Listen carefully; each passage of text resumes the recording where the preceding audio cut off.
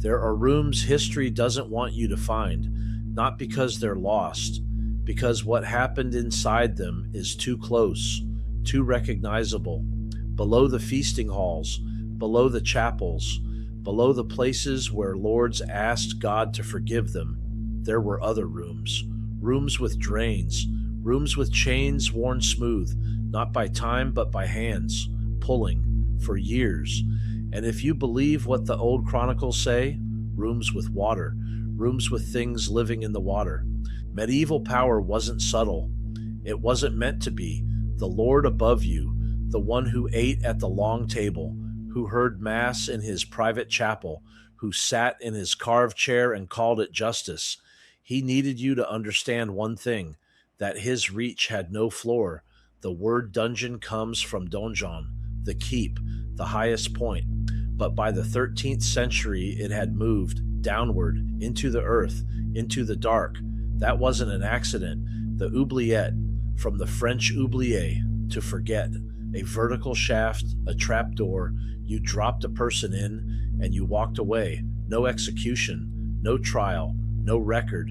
You just forgot them. Historians argue about how common they really were. Many so-called oubliettes were grain stores, storage pits, repurposed by later imaginations hungry for horror. But that almost doesn't matter, because the idea of the pit, the knowledge that somewhere beneath the stones you walked on, men were dissolving in the dark, that was worth more than any gallows. And then there are the eels. The European eel is one of the strangest things alive, born in the Sargasso Sea, migrating thousands of miles, breathing through its skin, surviving out of water for hours, living in still dark water for decades, patient in a way that nothing patient should be. In medieval Europe, eels weren't exotic. They were everywhere. Currency, rent, monastery income.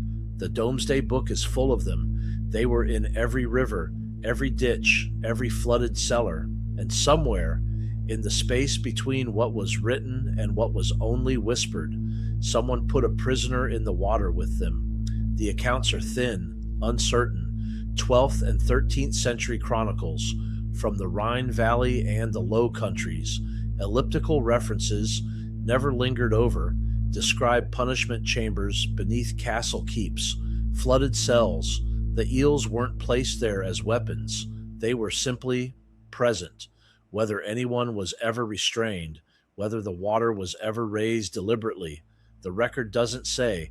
What it does say is this: the fear was real, the threat was made, and in a world where the body was the stage for punishment, where suffering was public and theatrical and carefully measured, the sound of something moving in the water below you as the trapdoor closed was enough.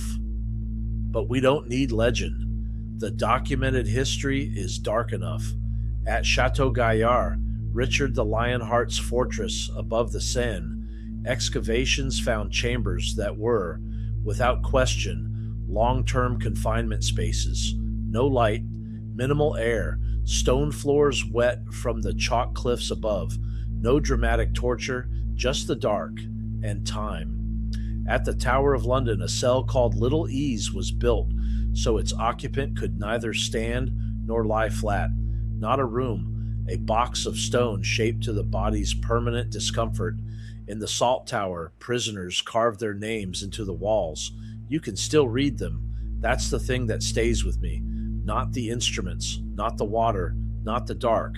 The names, scratched into stone by men who knew they might never be read, who carved their existence into the wall because the dungeon's real purpose, above everything else, was to convince you that you had never existed.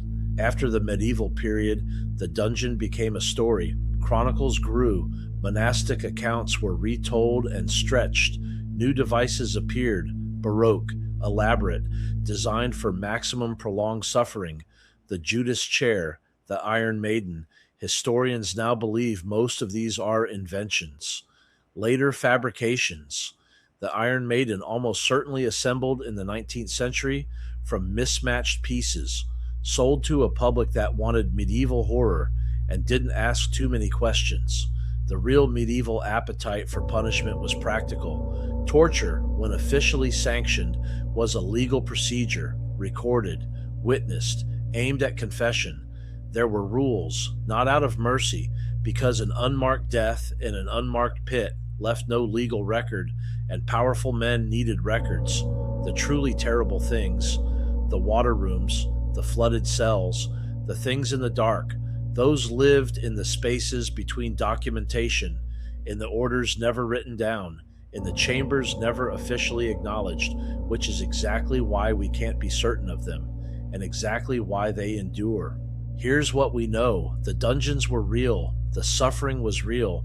People were lowered into the earth beneath the seats of power and left there, sometimes for years, sometimes for the rest of their lives, because power, at its foundation, requires the capacity for absolute consequence. The Eel Pits, real in some form maybe, legend that wrapped itself around older fears maybe, something that happened once and was whispered forward through centuries until it became part of the castle's permanent dark mythology.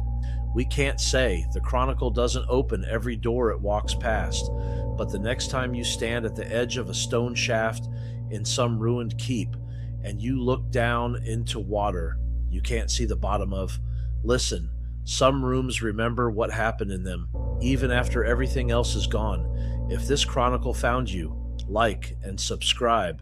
More graves to uncover.